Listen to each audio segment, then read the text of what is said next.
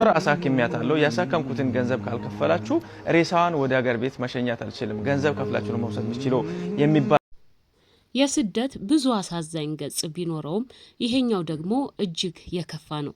እቺ በምስሉ ላይ የምትመለከቷት እህታችን ህይወቷ አልፏል። ህይወቷ ማለፉ ብቻ ሳይሆን አስከሬን ወደ ሀገር እንዳይገባ ተከልክሏል። ያ ብቻ አይደለም፣ ልጅቷ ቤተሰቦቿ እስካሁን አልተገኙም። አሰሪዎቿም 2 ወር አስታመናል ትድንልናለች ብለን፣ ስለዚህ 2 ወር ያስታመምንበት እስካልተከፈለን ድረስ ሬሳ አንሰጥም ብለዋል። ሰላም ጤና ይስጥልኝ የተከበራችሁ ውድ የአስቱቲዩብ ቤተሰቦች እንዴት ናችሁ? እንዴት ከረማችሁ? ከረጅም መጥፋት በኋላ ዛሬ በዚህ ቪዲዮ ተመልሻለሁ። ይህ ቪዲዮ አቅም እንዲኖረው የቻላችሁ ኮሜንት፣ ሼር፣ ላይክ በማድረግ እንድትተባበሩን በትህትና እንጠይቃለን። ምክንያቱም እቺ እህታችን ቤተሰቧ እስካልተገኘ ድረስ ብር እንኳን ተሰብስቦ መዋጣት አይችልም። ምክንያቱም በስደት ያላችሁ ብዙዎቻችሁ ታውቁታላችሁ ብዬ አስባለሁ። በስደት ሁነው ህይወታችን ሲያልፍ ወይም ህይወታቸው ሲያልፍ ግዴታ ቤተሰብ ያስፈልጋል።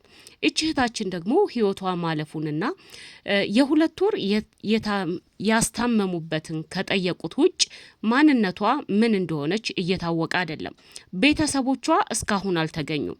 ለዚህም ነው እንግዲህ ወጥተው እባካችሁ ሸር አድርጉልን፣ እባካችሁ ተባበሩን፣ ቢያንስ ቤተሰቦቿ ተገኝተው እኛ ደግ ልብ ያለን ኢትዮጵያውያኖች ብሩን አዋጥተን ሬሳዋ ወደ ቤተሰብ ገብቶ እናት አባት ልጅም ሊኖራት ይችላል። ቤተሰብ ስለሚኖራት ቤተሰቦቿ ሁልጊዜ እዚህ ተቀብራ በጸጸት ከሚኖሩ ሸር አድርጉና ቤተሰቦቿ ተገኝተው ብር አዋጥተን እዳው ተከፍሎ እንዲሁም ደግሞ ለሬሳ መላኪያ የሚሆን ነገር አዘጋጅተን እንላክ እያሉ ነው ወንድሞቻችን።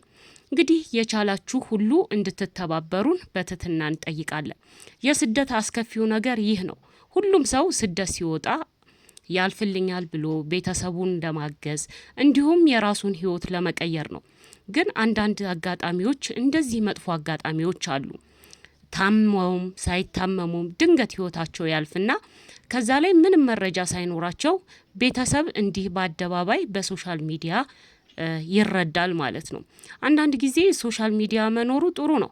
ምክንያቱም እቺ ልጅ አሁን ቤተሰብ እንዳለ መገኘቱ ሶሻል ሚዲያ ባይኖር ማንም ሰው ሊያገኛት አይችልም። ቤተሰብም ልጄ አለች ወይስ ሞታለች እያለ ሁልጊዜ እድሜ ልኩም በጸጸት ይኖራል ማለት ነው።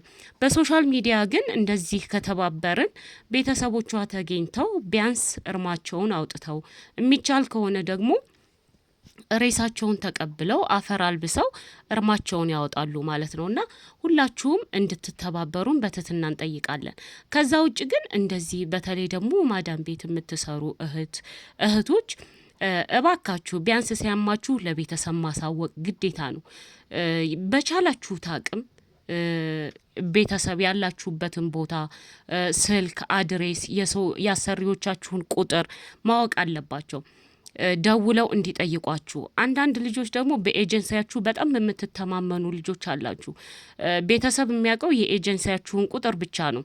እዛ ምን ላይ እንደወደቃችሁ፣ ምን እንደምትገቡ፣ ምን እንደምትሰሩ ቤተሰብ አያውቅም። ስለዚህ ኤጀንሲዎቻችሁ በተለይ ኢትዮጵያ የሚኖሩ ኤጀንሲዎቻችሁ ከኢትዮጵያ እስከምትወጡ ድረስ ነው። ከዛ በኋላ እናንተ የትግቡ፣ ምን ትስሩ፣ ምን እያደረጋችሁ እንዳለ ምንም የሚያውቁት ነገር የለምና እዛ ከሄዳችሁ በኋላ ያላችሁበትን ሎኬሽን ማሳወቅ አለባችሁ።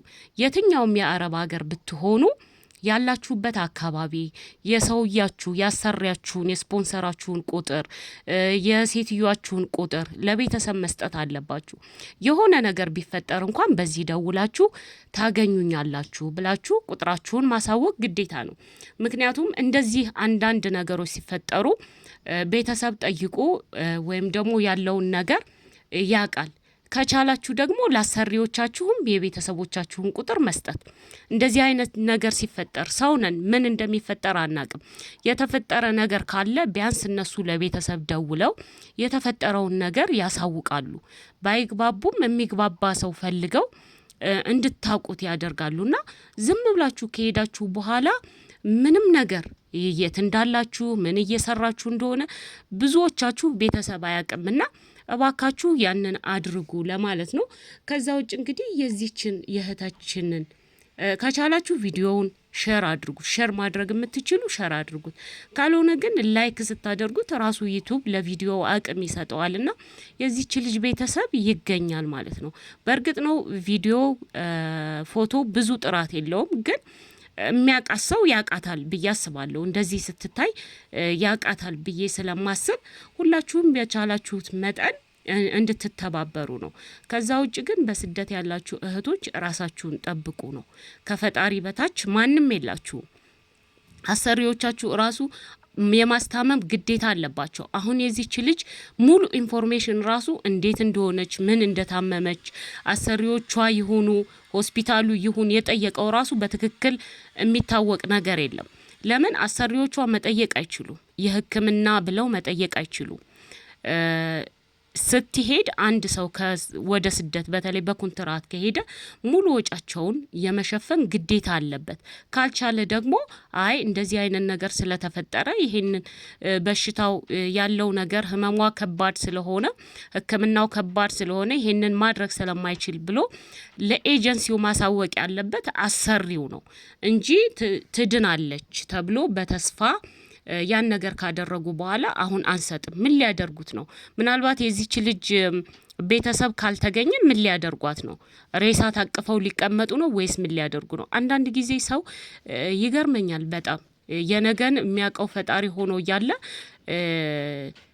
እንሞታለን ብሎ ማሰብም አንዳንዴ ጥሩ ነው። እቺ ልጅ ስትመጣ እሞታለሁ ብላ ሳይሆን ሰርታ ቤተሰቦቿን ረድታ ልጅም ካላት ለልጇ ደርሳ ብዙ ነገሮችን አስተካክላ ወደ ሀገሯ እንድትመለስ ነው እንጂ በዛው ቀራለሁ ብላ አስባ አይደለም መቼም የወጣችሁ።